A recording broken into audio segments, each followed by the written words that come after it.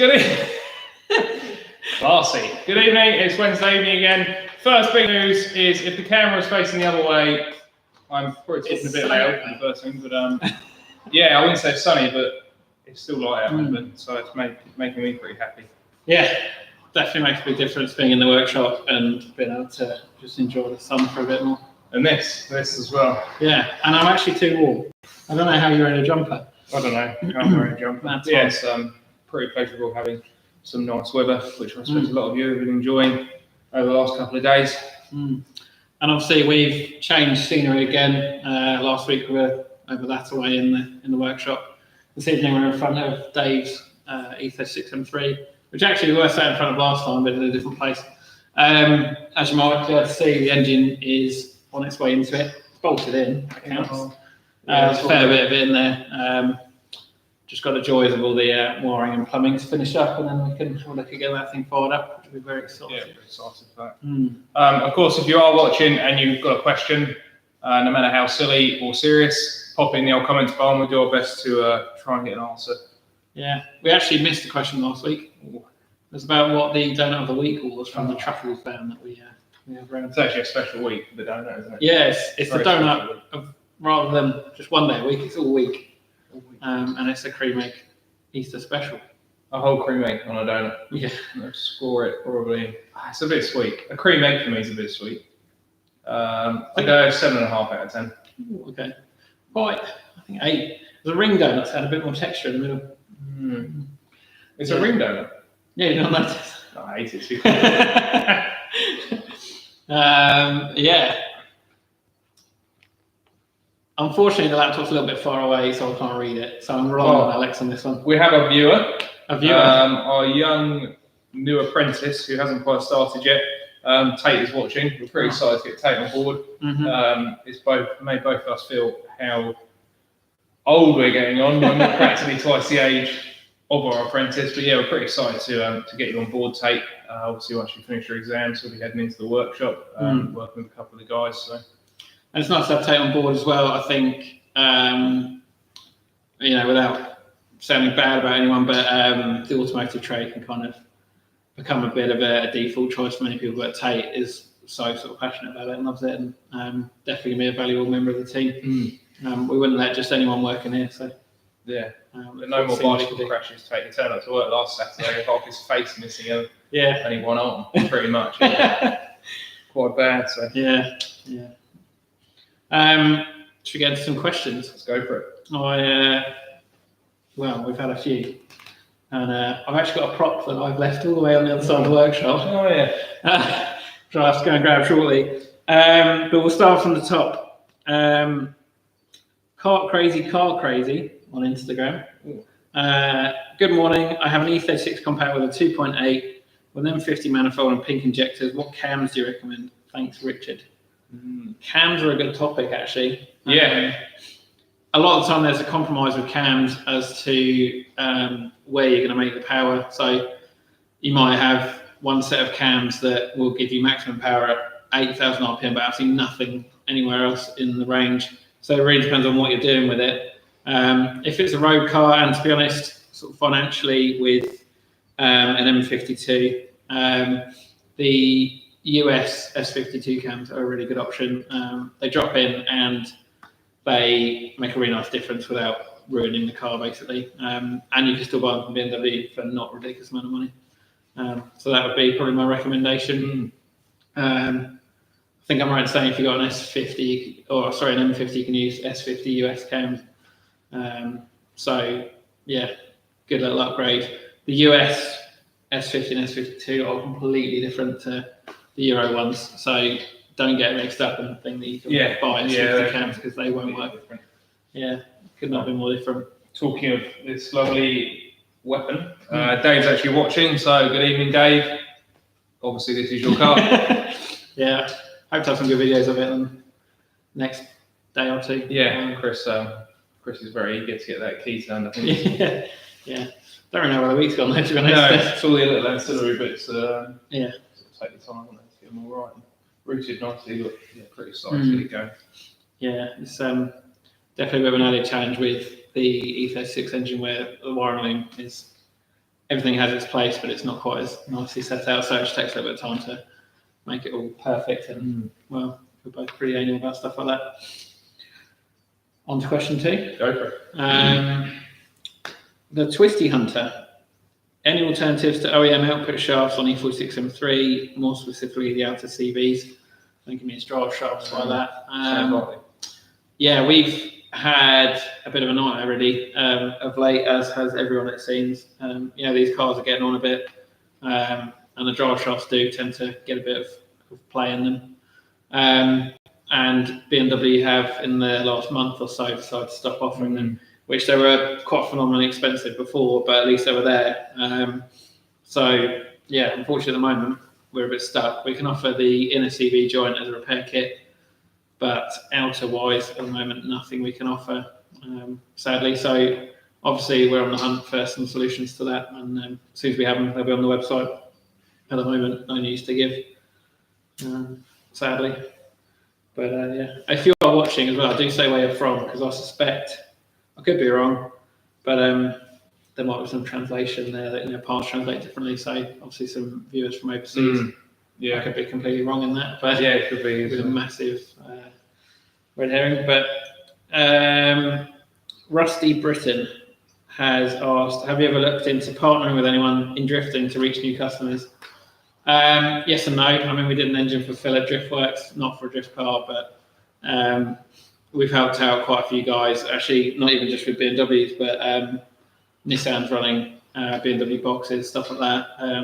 We've helped out a lot of people in the drifting world. Always happy to do so. It's not something we don't do at all. And I think within the UK, we're pretty well known for what we do. So we don't have any direct sponsorship, but it's raining. Nightmare. Oh.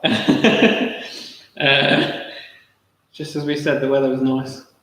Oh. The van's just outside with the windows open. Oh, you're going to have to go on your own on this one, Ben. Yeah. So, yeah, that answers that one. On to the next question. We're going to hear the sound of the lovely Punto. 1.3 JTD, the ultimate in power, reliability, and comfort. I'll let Alex make some noise for a second.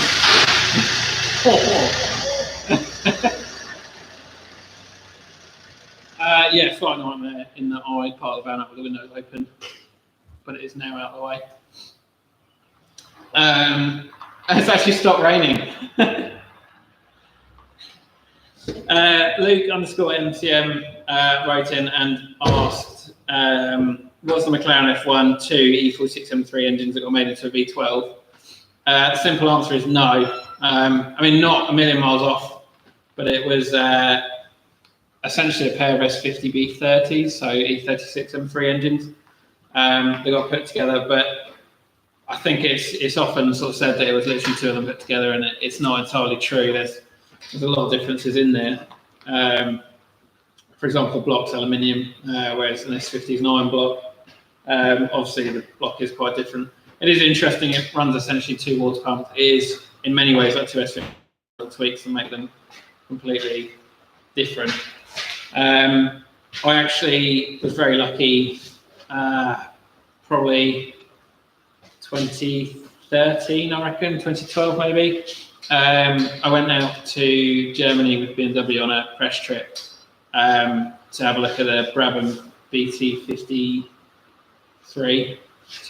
one of the two, which was Nelson Piquet's BMW powered championship winning Formula One car, which we have a nice photo of in our waiting room, which Alex is just grabbing.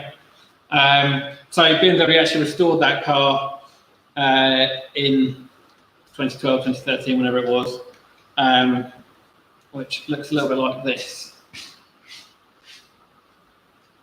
Oh, you'll see a nice reflection there. Yeah. So, interesting story about that car itself. It used the BMW M12 engine, which is essentially M10 based, 1.5 litre, 16 valve head and an enormous turbo. So in qualifying trim, those cars are pushing out best part 1200 horsepower from a 1.5 litre. So as part of that trip, I got to meet some of the original mechanics from back in the day, and they actually had boxes and boxes of rods that have bent like bananas or pistons that have just exploded.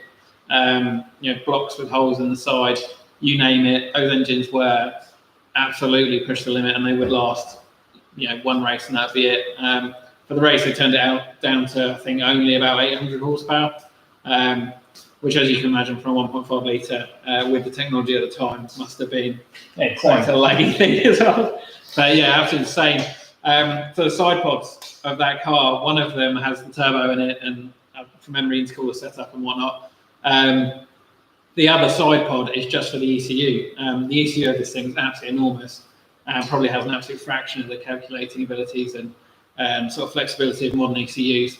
So to do what they did at that time with the technology they had is absolutely ridiculous. But anyway, that was the purpose of the trip, to have a look at that car. As part of that, as I said, got to meet some of the original mechanics. Also got to meet Gordon Murray, who designed the car and also designed McLaren F1, and Paul Rocha, who designed McLaren F1's engine, and many others of our favourite BMW engines, like the one behind me. So yeah, absolutely an amazing trip.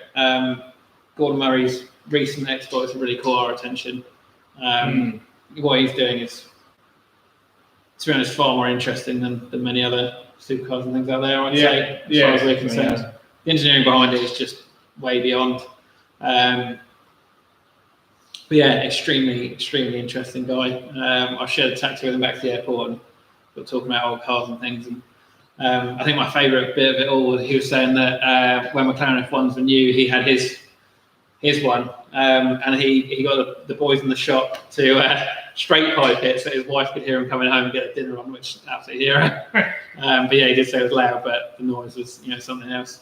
And just how fastidious he is about everything he does is a real sort of inspiration. So very interesting stuff. Interesting man. Cool. If anyone ever gets a chance to meet him, take it up.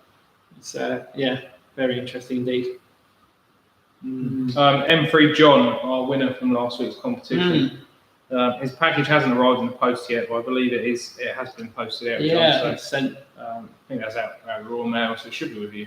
It should have been there already, to be honest. If not, it'll be any day. Yeah, drop us an email if you're not sure. We can dig out the tracking number. We generally use FedEx for stuff, for car parts and whatnot, and that is a superb next day service. Other bits and bobs we use Royal Mail. It always gets there. Royal Mail. It's unusual to have a bit of a delay, to be honest. Yeah, but let us know. We can just check that I'm not missing at all. Steve Emerson has brought up a topic. We say what has changed since last week. Many things have changed, Ben. Things will come, things will go. Name one thing that's going, Ben. Can you see it on the screen? If I move over a bit. Duck down. What is it? Oh, look at that there. Yeah, the touring is going, sadly. It was quite a big decision to get rid of it. We kind of covered this already. I had so many plans for that build, but realistically, the project that takes up all my time is this place. And I do have other little project cars and bits and bobs, so the touring just has to go, and it is going on Friday morning. Actually, quite a local guy called Martin who races in all sorts of things, loves touring. A touring obsessive. I think he's got 14 tourings. Turned up in an E61 M5 touring. Definitely. As soon as he turned up in that, I thought he's probably a good owner. Yeah, a man for the car. Yeah, so the plan is to go full on race car with it. I think he wants to do endurance racing and stuff in it. I am really sad to see it go, but at the same time, I cannot imagine a better home for it. Yeah, it's good to know it's going to go to someone who's actually going to get it together. Yeah, and it will be S54 powered. Then we can head out somewhere when we finally can actually see it going around and be like, as opposed to I've got balls of project wheeled to the back of someone's workshop. And he mentioned if he's done endurance racing, he might need someone else to drive as well. So just saying I am available. But yeah, we'll see. As I say, he's going S54 powered again.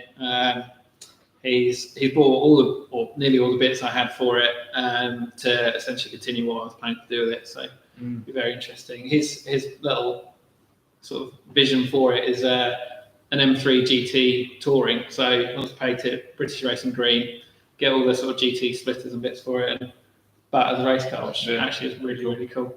Yeah, I look forward to seeing that one. Yeah, if anyone has a memory of the Touring when it worked, do feel free to post in the comments, and more than happy to take a little trip down memory lane about it before it goes. I'm trying to cry. There's a tear. I can see it. Nah. It's That's some onion. isn't it? Yeah. But yeah, I know so many people know the car, so I am sad to see it go. We'll try and make sure that Martin keeps us updated with the progress of it, and maybe see about popping over there when it's sort of It was quite entertaining last Saturday when young Tate was in. Dusty old touring shell, didn't look its best, got wheeled out into the first day of spring. The birds were tweeting, the daffodils were sprouting. Tate had his bucket and his sponge and slowly wiped away years of dust and grime. Ben looked over and go, oh, what am I doing? What am I doing? It looks really good, sat It in the did, yard yeah. drying off. But yeah, it's decisions have been made, off it goes. Thank you to everyone who bought parts from it as well. I kind of had quite the hoard, and actually I've still got such a massive hoard that I need to go through of E36 bits. So, but yeah, it was nice to know that people wanted to give the parts the right home, knowing that I've spent a lot of time putting them together and having all the right bits. It will live on. Sort of. It will live on. Yeah, From the ashes it will rise. Dave's car, whenever we work on it, makes me really sad about what I've done. It's E36 is still going to be a love of mine, but not one that I'll own for not for now anyway. There's always going to be more touring shells. Well, I'll wait for Martin to build it and then I'll just buy it back. Yeah, good idea. Actually, that's the dream on it. Yeah. No one's actually commented where they're viewing from. Probably mostly UK viewers, I think, tonight. We have got Tate in his shed, taking apart his new moped. I'm quite excited for him to pass his CVT and come down on. You know, you've got the right apprentice when he buys a 80s Yamaha 50cc. Yeah, 50. He's reupholstering his seat tonight, so hurry up, Tate. Turn 16. Make it happen quicker. Yeah, you just want him to bring it here so you can have a go. Yeah, I do. Yeah. You missed out on the moped days, Ben. I did. Jump straight to sensible bike. But yeah. Have we got any more questions coming in? There's no more questions. Oh no, this is annoying. Nothing. Yet again, we let ourselves down by not really asking people to ask questions throughout the week. So it was a bit of a last minute effort. So you're at barbecue, Ben. You've got 4 salads. 4 on a salads. table. Which salads would you want there to be on that table? Tomato and cucumber with a vinaigrette. Okay, yeah, number 1. How do you feel about Russian salad? Russian salad. I love a Russian salad with gherkins. It's like a Gherkins? yeah, gherkins in a Russian salad. Lunatic. I've never had gherkins in a Russian salad. What do you have in your Russian salad? Peas, carrot, potato. Peas. Salad. Peas. Yeah. They're gherkins, then. They're little gherkins, not peas. No, they're peas. God. Well, learn something new every day. We got another. No, it's just Tate saying he'll be here when he Tate's can. loving it. On his moped. Yeah. I would like to see, this is not a race, Tate. I'm not encouraging speed, but I'd like to see how long it takes a 50cc moped to get from where Tate lives to here. Depends on what car you can tuck behind. If you get someone doing And like a wind nice direction, I imagine. 40, 45 with a tailwind, you can tuck in behind. Yeah. At a safe distance, of course. Yeah. Slipstreaming. Yeah. Clay I Hill. actually once heard that, talking about speed and mopeds, that Alex actually owns the fastest moped in Sussex, Yeah. allegedly. Yeah, it's a title I held for most of my 16s. If anyone would like to battle for that title, Yeah. do feel free to email Of course, us. this was a title that apparently I self-proclaimed that isn't actually true, but is what it is. Yeah. Yeah. I Not wonder if there'll be any motorbikes this year, bike racing. Actually, Yeah. I wonder what racing we're going to see overall. It would be good to get out to a couple of circuits and see some 2 and 4 wheelers going around. Definitely. It'd be nice to do something. Much with our building cars, it's nice to see them being used. It's nice sending bits out, but it's even better when you think, oh, they're going on a cool race car and they're going to actually get used keep abused. And all the last minute calls you get in the summer of, I need this by tomorrow. I'm just at Silverstone. I did actually. Have you got any have, cylinder heads? I had that. I won't name names, but I had that. I think yesterday. I met with Silverstone. I need an S54 throttle actuator. Have you got one? And he got sorted, thankfully for him, more locally in the middle of testing and whatnot. So it is beginning. It'd be nice to see more of it. Yeah, it'll come. But yeah, anyone who doesn't know, we tend to spend most of our summer weekends alternating out in Ireland, one of us at a time, picturing for Lloyd Collins Racing. Who, 1, 2, 3, Ped Boy. Is he watching? He is watching. Who is one of the lunatic road racers that you'll see on the TV. Doing 150 mile an hour, depending on the track. I don't really know. Down tiny little Irish roads, which is brilliant to be part of, and definitely miss much. It's been nice to have a bit of time off, but it just feels like summer didn't really happen because we didn't go to Ireland at all. But sure it'll come. I'm sure. But I'm looking forward to seeing all the tracks. Dave's also invited us. Well, I think he already has. I think we've actually got a sweepstake on bacon rolls. We do. Both more than welcome to come along to the E36 first track day with the new Screamer, which would be good to see. Yes, I need to hear that thing flat out on the straight. It's going to sound good. You can't see it because it's not on it yet, but this car will be running a full Carbonius sort of CSL style airbox. And the exhaust is a bit of a work of art as well. It's good stuff. Mega weird. We've done maybe a little video highlights on it before on a previous trip that it had here, but the whole rear end has essentially got the whole, the full Milway catalogue. So everything is bearing mounted. There's no bushes as such. Any things that were bushes before are now solid aluminium. And all the moving parts are bearings, so if you unhook the rear shock, you could literally just do that with the rear end with no resistance. It's quite often referred to as kinematics, that kind of setup. This car has it, and Milway is the name all over it. Doesn't need to be anything fancy to be kinematic. So it seems to work really, really well. It's a rapid bit of kit, and maybe even faster now. Yeah, it's going to be quite a step up, I think Dave will have one. Well, hopefully I've got a shock as he gets it running. I think it's going to be quite different. Comment from Mr. E30, have you been to the Northwest 200? I think you have. I haven't. No, neither of us have. No. Normally we send him away on his own, I think, for that one. No, Northwest hasn't done yet. Northwest is the one, but look, am I getting mixed? I lose track. Yeah, to be honest, you go to these races and you spend most of the time sat in the field. You could be anywhere. One Irish field with a little bit of tarmac outside. No, Northwest, Lloyd hasn't competed in. I'm pretty keen to go out there. My other half family are actually from literally down the road, same town as Joey Dunlop. Yeah, no, he hasn't.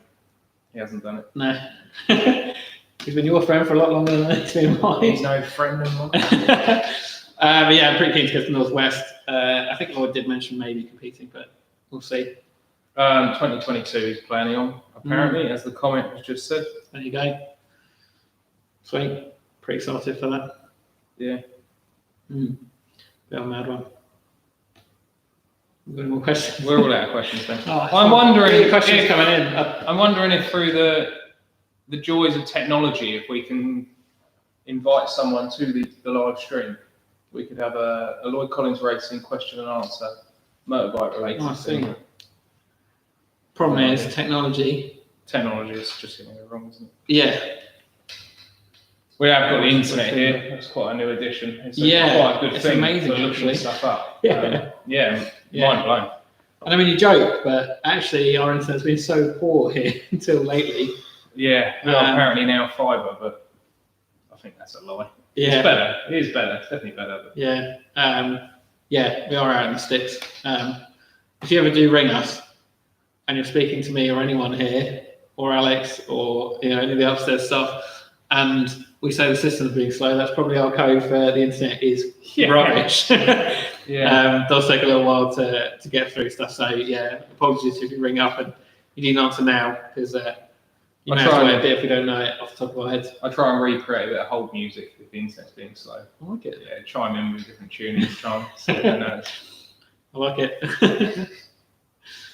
Other than that, Ben, what are you doing with your bank holiday weekend? It's not a question from someone viewing, it's a question from me. Okay. I am.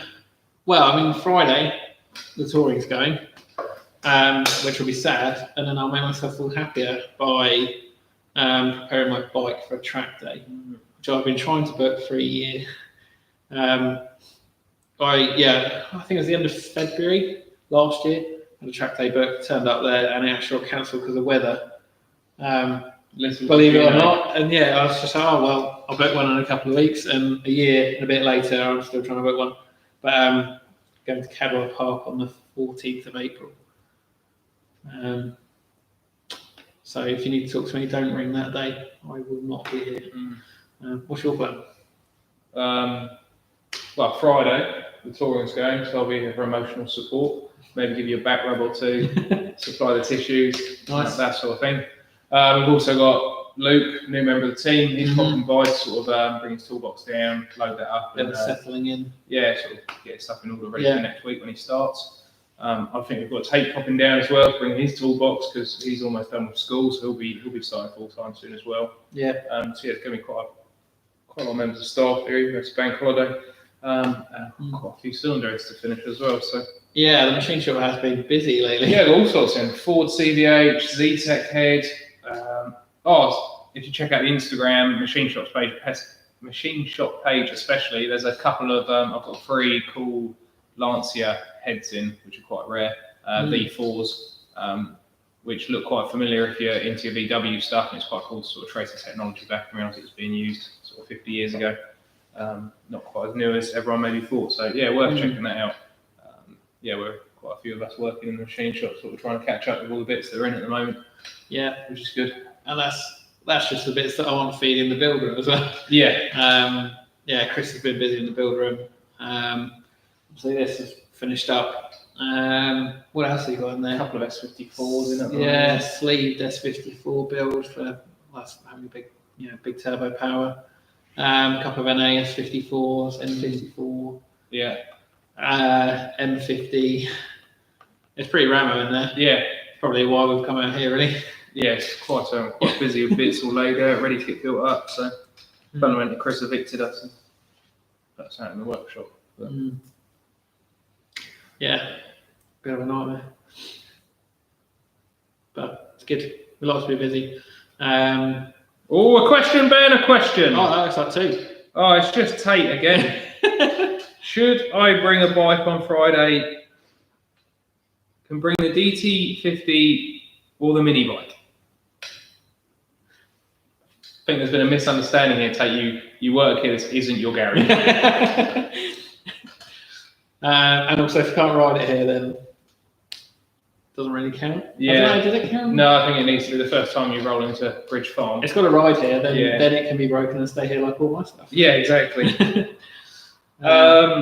Also, a comment from T, is that E36 the carbon air box you're sending me measurements for, Ben? Yes, that's the plan. Obviously, we're quite a bit closer now to being able to put the airbox on, then I can take some measurements and see. So that is for an S50 E21 build, which would be quite cool. Carbon airbox and coilovers and quite a few bits that we either have supplied or will supply, which is good. Always happy to help out a cool build like that. Obviously a big difference with us compared to online resellers that just sell bits is, we actually build these things. So if you have technical questions like that about carbon airbox fitting in an E21, much as I will probably not know off the top of my head, we've got the experience of these parts to at least advise you and help you along your way. I think that does make us quite different in that we take it pretty personally when a customer doesn't like a product. Yeah, we do. I think everything on the website is chosen because we like it. Yeah, generally most of the things we have handled, we have fitted, we've got experience sort of first hand of the product. So yeah, we don't really like it. I mean, obviously it's good No, to have feedback. Yeah, I think both our price stands behind recommending a product. Yeah. So if it's not right, then yeah, it's well, frustrating for us. Not with whoever doesn't like it, but yeah, we always welcome feedback. If we like a product and we fit it in here, but you order it from our website and you have it at home and you find it's not fitting the way you expect or whatever, then do let us know, and either we can help you or we can take that feedback as maybe next time someone buys one, we can just advise a little bit better. We really want to give the most complete service possible, so always feel free to give us feedback. Yeah. We've got a comment from Broke Monkeys. Have you heard of Broke Monkeys? I don't think I have. I'm just on their YouTube videos. At first I thought it was just bicycles. Riding mopeds off-road through the forests. It's got me looking. And then I scroll down and there's an E46 325 CI versus the 330 CI. Is there much difference? Interesting. Basically like a hoodlums. They're hoodlums, Ben. They have commented saying they'd like to do a shop tour video at some point. Once COVID's out of the way, we could definitely sort something out like that on the weekend. If you did want to come. Yeah, definitely. It's all a bit flat out here in the week normally, but weekends are a little bit.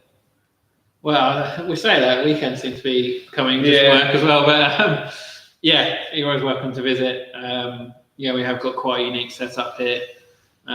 Especially having a machine shop and a workshop all in one. Yeah. And we've got that little moped next door. We do have they could do wheelies on it. In fact, we've also got a PXR 50. That's the moped I was thinking of. Oh, you're not thinking of Roma? No, I wasn't. So it's quite a unique setup. And we love everything petrol powered and diesel powered. Yeah. So if you're into anything bikes, whatever, then I'm sure we've got something interesting to show you. Yeah, and speaking to obviously Luke, I think Tech, who starts next week, I think he's pretty pumped because it is so rare to sort of work in a workshop with like a machine shop and engine building all on site.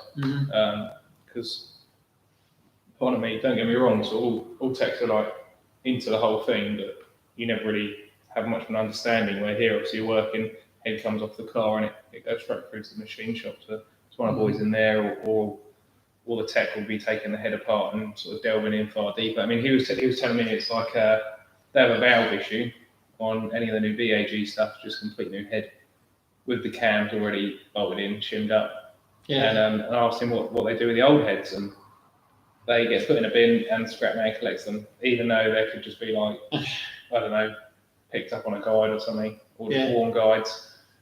Yeah, maybe pretty sad to be honest, Ben. Yeah, it's unfortunately what we live in. Components just getting thrown away when they're I think serviceable and usable. Yeah, we've touched on this before as well. The modern cars are seen as so much better for the environment and far better than smelly old cars that pollute. And actually, old cars were built to last far better than modern cars.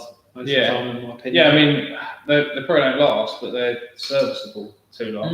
Like an old A-series block, it'll wear out after 30,000 miles. It'll need a rebore, but then you can buy pistons for it, go again, and you can go 20 thou, 40 thou, 60. Smaller capacity stuff, go like 80 thou over. Get to there, throw some liners in it, start again. And what just doesn't happen now. No, I think car parts are more and more disposable now. There's some amazing manufacturing techniques used now, but it does render parts non-reusable, which in some ways is good, but the amount of scrap that gets created by that kind of idea is a bit sad, really. I mean, will the aftermarket catch up? I suppose that's the question. At the moment, all these cars are new enough that the dealer just plonks a new head on it. But it'll be an interesting time. One of those things I find interesting, and I wonder, is integrated exhaust manifolds. So the Supra, the B58, particularly not knowing the other one. T2. It's the middle one. First one was 6-port, so it didn't have an exhaust manifold. And a lot of VAG stuff, the exhaust manifold is actually part of the head. So the turbo just bolts straight into the head. There's no kind of external manifold. I could be wrong. Maybe they figured it out and done it properly, but it's one of those cracks. Yeah, for You few never models gonna that fix are that. pretty prone to cracking, Mm. especially when they're all water cooled as well. Yeah, Just throw in all your coolant straight into. yeah, and that may look good on emissions, but long-term life of the vehicle, it's not going to be much good for the environment. Yeah, exactly. Mystery 30, busy on the comments tonight. I'll just make it up. Basically, he's asking what we'd recommend for a tune on M2325 build. We'll start ground up, really. Engines are getting pretty old these days, and most of them are fairly worn out. Yeah. So definitely look at sort of going oversize on pistons. Headwork, there are a few bits available for them. Up in compression is definitely going to help. Modern fuel's a lot better as well. Depending on which variation you have, they're only 8.8 to 1 compression, which comes down to the fuel available at the time. Also ECU. Those engines, though you can do a bit with them, the standard ECU isn't flexible at all. So upgrading to whether it's turbo or not, a sort of VEM setup that's plug and play, or completely changing your ECU setup will give you so much more flexibility to run far higher compression, or run turbo, or whatever you want to do with it. It'll help it idle properly, and just run so much better purely through the accuracy of the mapping. So it's certainly worth considering. But yeah, we do really love the old M20s. I honestly don't think there's a better sounding BMW engine. No, they are pretty sweet, and nice small capacity. Like the 2 litres get me going a bit, to be honest. Cool engines, and pretty much the only BMW engine with a cam belt, or certainly of the older generation, which is quite odd but quite cool. We've had another question, Ben. Best way to wire up an electric spell fan on an E46 M3? There's quite a neat way you can do it, where you can use the original aircon fan controller, essentially. So where they have an electric fan out the front, the controller for that, you can basically cut the wires, attach them to your spool fan, and then the ECU will run the fan for you. So problem solved. You just have to make sure, trying to remember, there's a little plug on the aircon pump that you need to leave plugged in. Trying to remember off the top of my head. I'll have it written down somewhere. Otherwise, the fan will just run all the time. So if you want it to be controlled, just have that plugged in. I think you can take whatever it plugs into off the aircon pump, but testing my memory a little bit. But yeah, neat way of doing it. It's quite popular to do it that way. Have you heard of the YouTuber called the BMW Doctor? No. Can't say that. Neither have I. He's got some interesting points to make about the BMW engine. Okay. Thanks to that, David Barnett. We'll check him out and see what he has to say. Interesting. Which BMW engine? He doesn't. Should I look him up? You heard it here first. Yeah, it is interesting.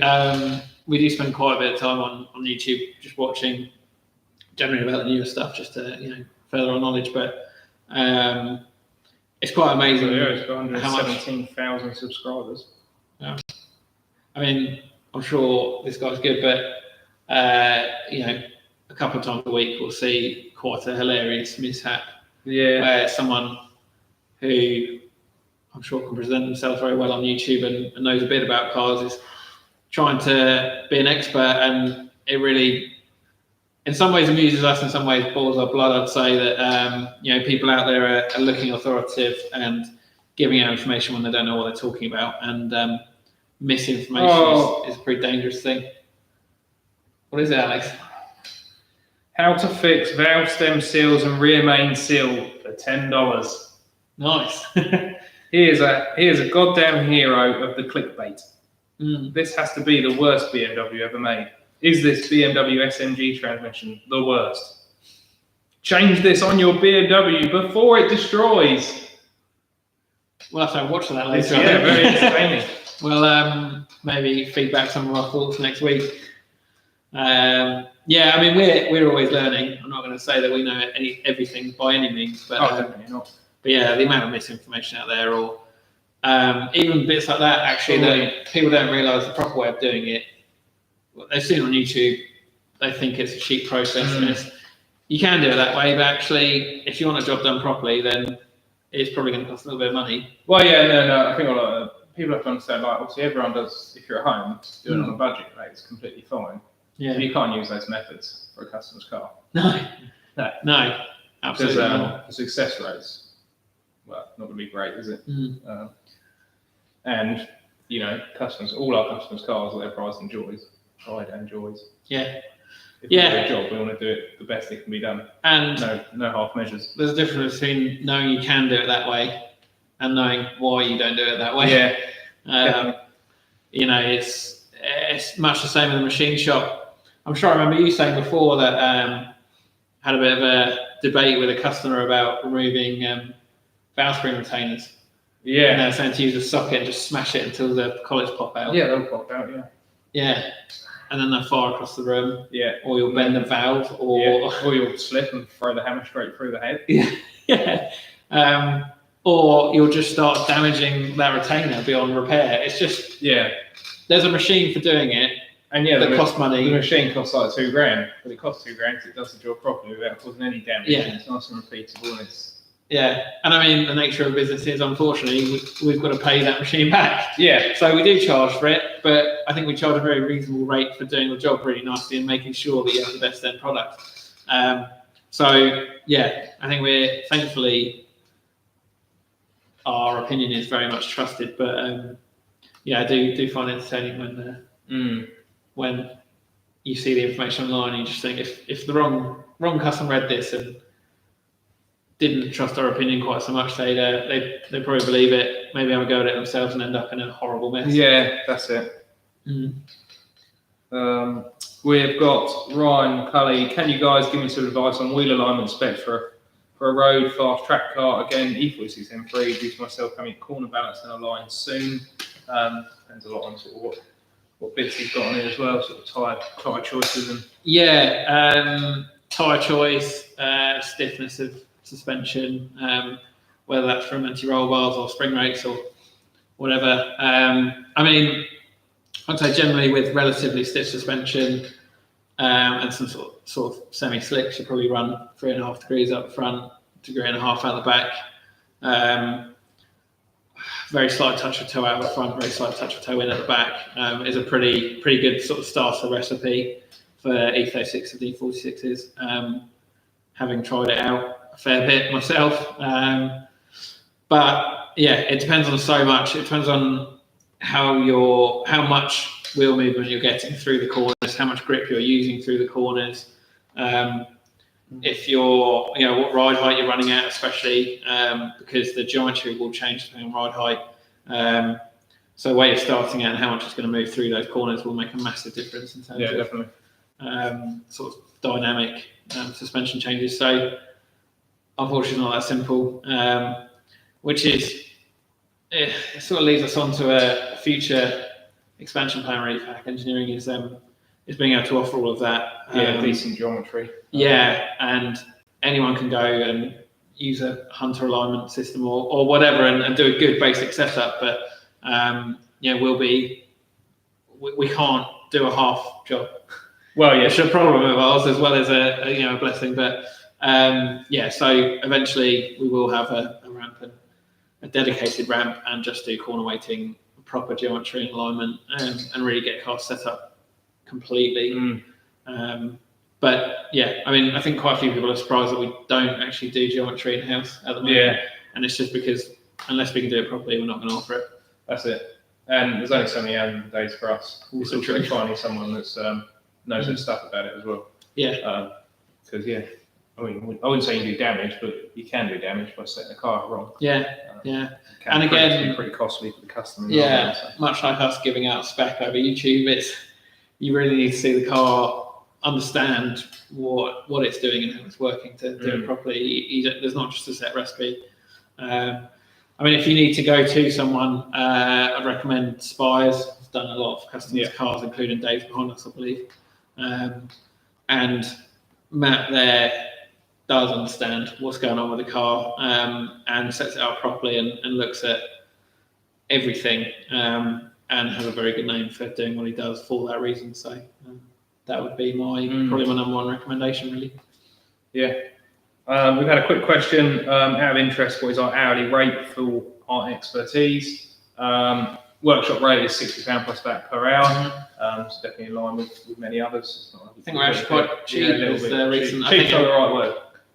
Value. Value. It's good value. Yeah. And then we're 17 for engine building, obviously, because a lot of specialist kit, as we were talking about earlier, and a lot of experience and knowledge as well. But machine shop wise is generally it's a little bit more set to the job. So it'd be boring will be per bore or something like that. It's not really like an hourly rate. So generally all the works sort of quoted before, even in workshop as well. Sort of pride ourselves on our sort of quoting system and just communication with customers. It's pretty important. I don't know about you, but I hate booking something in and just getting a big old bill at the end of it. Keep everyone in contact right the way through. And the way our system works, a job in the workshop can't actually begin until it's quoted. And so if we're doing a quote and the customer's seeing it, and we like to itemise out to everything, so you know exactly what bits your car's got, how they've been done, and I mean you probably more than me. I spent hours and hours adding BMW parts to all our systems. So your invoice or your quote could end up having like 50 items, right down to individual BMW washers if they're needed. Which does help with obviously car history as well. If you're moving it on, it's not just like a little bit of paperwork saying I had this done. It's this part was replaced, this part was replaced. All the fastenings and fixtures were replaced on that assembly. It's a bit like a passport for a car, really. You get that stamp. You've been to that place. You know exactly what's been done and when. And at the end of the day, if you're selling a car and you've got that history, it's going to look good. Yeah, definitely. Certainly, if we were buying a car, that's what I'd want to see, ideally. Not just miscellaneous repairs. Although to do that, I have to buy cars with history, which I'm famously bad at. You'd also have to pay someone else to fix them. So true. I can't remember the last time I paid someone else to do anything, which is the joy of having such a nice workshop. But I have to say, sometimes we get so busy with customers' cars, and our own project get pushed aside, which goes right back to what we were talking about earlier with the touring. It's always last priority and doesn't get done. David Barnett has commented his O2 Vert rear window regulators are really getting slower and slower to wind up. Any suggestions other than changing them? To be honest, not really my specialty. We don't get too involved with sort of windows, door locks, central locking. Pretty much the only thing we'll be doing is getting them out to save weight on a race car. I don't know, in all honesty, on that one. I mean, replacement is probably the way to go. A cheap little fix could pop the cards off and go for a bit of silicone spray on the moving assemblies in there. Yeah, very true. Might be worth trying. They're getting older now, but obviously, if you're doing that with your engine not running, it could be that your battery's just a bit bad as well. We did have Mish's car. A bit of a dead battery in it. It does. Wasn't happy with it does a world of unexpected kind of, not damage, but causes a few head scratches. And people often say, "Oh, my battery's been low now. My car's got loads of warning lights on it," and it's because low voltage, is picked up and throws full code throughout various systems. So always worth keeping a decent battery in the car. Hopefully that helps. I don't think it really did, to be honest. That's pretty rubbish. No, he just did a laughy, smiley, crying face. We did say thanks, so. Sweet. He's just being polite, I'm sure. If you go over to, what was it, BMW Doctor, he's probably... BMW Doctor. Fix your regulators now for only 86 cents. But actually, I do... It was suggested by Jen, who is a member of our upstairs staff, who is the all of these live sessions and the way they work is sort of the brainchild of Jen. So that's why they work. Unlike when we try and do technology.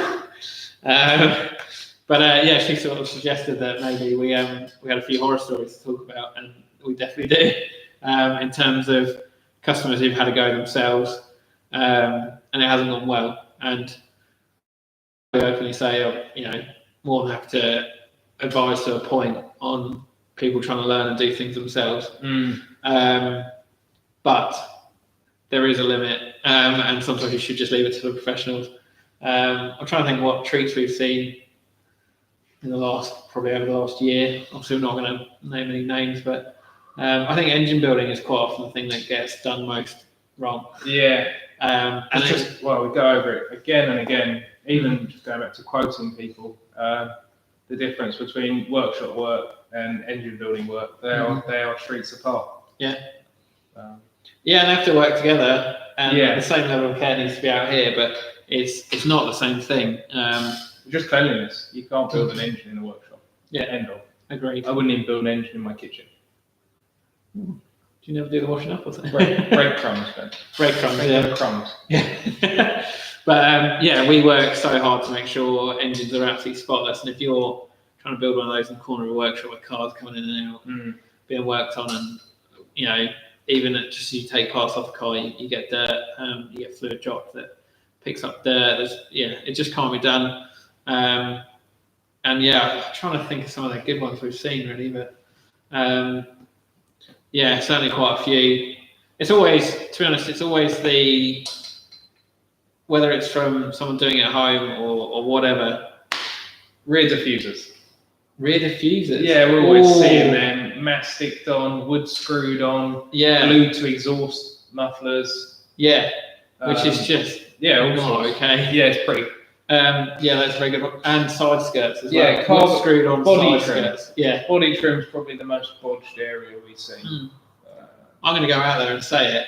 A lot of places that just do body work exterior, and this is by no means all of them, please don't get me wrong, but it seems that some of the cars we get in that have been someone to have exterior trim fitted have just been bodged. Yeah. Which is a real shame. And I think as well, we often get asked about doing bodywork bits or fitting cars and stuff, and we don't mind up to a point, but you need to understand that we're going to do it nicely. Yeah. Your place near you might do it for half the price, but it's not really done properly. Yeah, exactly. So there's a reason it's cheaper. Yeah, and we don't have any wood screws in the building other than for upstairs. Yeah. So we do, but they wouldn't go anywhere near a car. That's for sure. And some of the stuff, and the level of, sometimes it's actually quite amazing how someone can use mastic so nicely. Yeah. To fill in a huge gap where they haven't bothered to make a part fit properly. Or, nothing annoys us more than that. But if it's going to be done, it needs to be done properly. And that's nice for everything. Wayming's commented, obviously, popped down week before last with a couple of goodies. Yeah. Seems like yesterday, and it was 2 weeks ago. Opinion on lightweight flywheels for the E46 M3. Benefit and a weight suggestion. The difficult thing can be with them is make sure you pair it with the right clutch. I think that's a really common mistake. Actually, I think I was tagged in something on Facebook today about this very topic, where if you use a lightweight flywheel and a standard clutch, which is self-adjusting, that self-adjustment unit won't handle the vibration of a solid clutch. It needs the dampening of dual mass. And so it'll essentially de-ratchet itself in terms of adjustment, and then you end up with a really horrible clutch pedal that's really hard and you can't get into gear. You sort of have to pump it to get the adjustment back. And absolute nightmare. So definitely would suggest a match setup where you've got solid flywheel and a sprung hub clutch. Then you can't really go too wrong. Just make sure they're decent bits of kit. In terms of weight, really depends on what you're doing with it. If it's purely a race car, then you could get away with reducing the clutch size to a more standardised race clutch, which will be 7.25 inch, which saves a load of weight and brings that weight right down to the middle, which will really help the engine rev up quickly. But to get the torque rating on a smaller clutch like that, you're going to have some pretty beefy clutch plates in it and pressure plate, and it'll probably be absolutely horrible on the road. So yeah, it's difficult really. We can certainly make some recommendations. I mean, I know Waving, it's a road car, but it's used mainly on the track really. So yeah, there's a few kits out there. DKM and B kits are pretty decent. You can go light on that. They're quite friendly, but use that as a starting point, move way back. Definitely. Good ones. I'm hoping we're still streaming. I've got the iPad here and it's just loading. And it has been for the last few minutes. The screen up here says we are still streaming. And so if anyone wants to pop a question, just to check that we are still live, that would be pretty handy because technology is never on our side, or maybe we're never on the side of technology. Yeah. Who knows? But anyway, we're heading up to the end of the show anyway. So it's been good. Thanks for everyone for watching. And yeah, it's been good to be back in the workshop a bit this week. Obviously working on days. And be warm. And be I warm. think it's the first one Yeah, warm just makes me so happy. I've had. Mr. E30 said thanks for the stream. That's probably just an iPad problem then. It's Apple for you. Ooh, savage. You didn't. And we are still live. Yeah, it's loading again. Happy days. Yeah, look, if we're both watching it, that's 2 extra watchers there, then. Yeah. Yeah, we'll be YouTube famous in no time. Yeah. Unfortunately, we both looked in attack engineering. I don't think I'm logged in at all, so it's not even registering. Yeah, do keep an eye out for posts on social media over the next week. We'll try and push asking questions a bit more. It tends to be left a bit late, in all honesty, but yeah, really enjoy seeing what questions you guys have, and we enjoy answering them obviously. But knowing what unknowns there are out there. In fact, why don't we make a suggestion for next week? What's the best/worst internet recommended bodge you've seen? Yeah, send us in a little story about that. I quite enjoyed last week sort of reading out customers' stories. So if you don't want to spend a bit of time typing something up, or even if you just want to send us an Instagram video or something of you telling us about a story, we'll relay that if it's something good you've seen. I like the idea of that. Yeah, it's always difficult to say this without having seen a car or whatever, but if you have your story or a friend's story of something someone's recommended as well that just seems really far-fetched that you don't understand, let us know, and we wouldn't mind doing a bit of myth busting. That's probably one of our favourite things to do, really. We can get you the right knowledge to make sure you go into that sort of decision, educated essentially. But yeah, I think for now we will leave that there, and hopefully you can join us next week. If you are still watching, which 9 people are, one of them might be me, please do give us a like. It just really helps us with essentially knowing that you guys are enjoying the videos, and also all the algorithm-y stuff that goes on. Does help indeed. In the air. The internet, it's all around us. We need to actually, I've got some tinfoil hats coming. We'll, excellent. Keep the radio waves out. Good. I'm excited for that. Yeah. I'll order it from the Amazon. Yeah. Yeah. We'll catch you next week, folks. Thanks for watching. Good night. Awkward.